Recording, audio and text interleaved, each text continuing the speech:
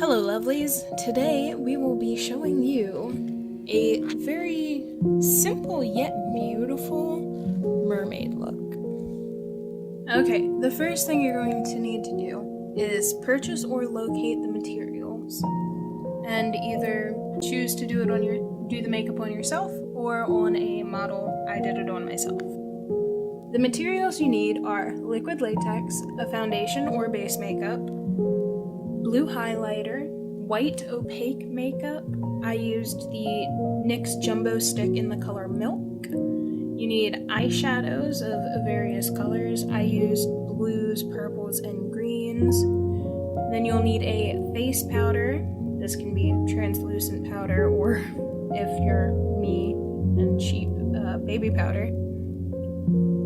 Then you will also need makeup brushes and sponges for texture and application. Next, you're going to begin the construction of your prosthetics. So I prepped a flat surface with petroleum jelly so that the latex will peel off easier, and then I laid down the first thin layer of latex. Keep the layers thin, otherwise they will honestly never dry. Once they are dried, you're going to layer 3 layers together at the least so that it is thick enough to be kind of sturdy. For what I'm using them for, which is the ear type pieces, you want it to be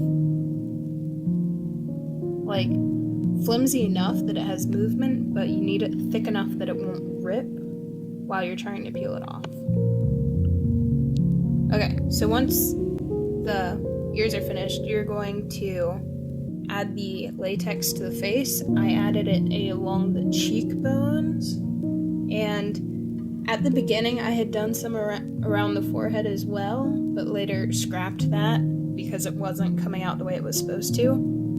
And then I attached the ear pieces once they had dried. They had a little bit of time while I was working on the face, and I also applied strips of latex down the neck to act as gills.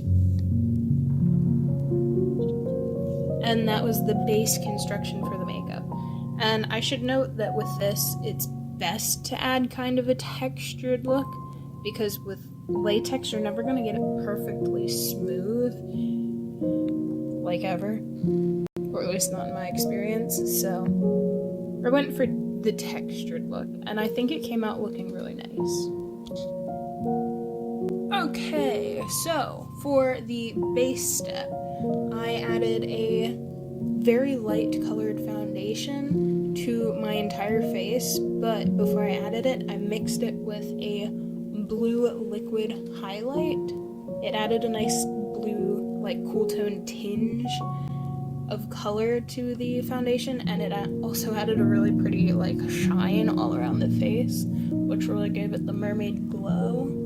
After applying that to my face and neck, I went in with a bright, aqua blue eyeshadow on a big fluffy brush, and I kind of just blended that into the edges of my face and the contour, the cheekbones and around the frame of my face.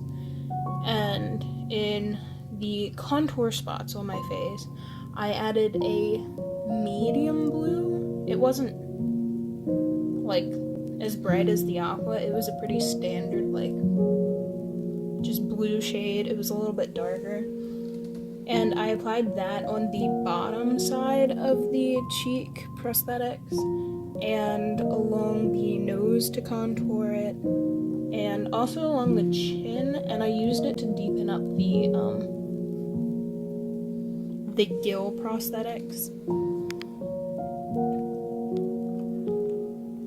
After finishing all of that blue, I went in and I added more highlight to everything. It's a very shimmery look in person. The pictures don't really do it justice, but I added highlight along the cheekbone prosthetics, in the middle of the forehead, along the bridge of the nose, above the cupid's bow, and I even highlighted Yeah, I think I highlighted the gills with this really pretty green highlight. It looked nice in person, but like I said, the pictures didn't really do it justice. I do not have a good camera, I just have a phone. So, that's it for this step. Okay guys, the last step, or last section I guess, is the beauty makeup. So what I did was I filled in my eyebrows with my normal brow mascara. Then I went in and applied an eye primer all over my eyelid and right under the lower waterline.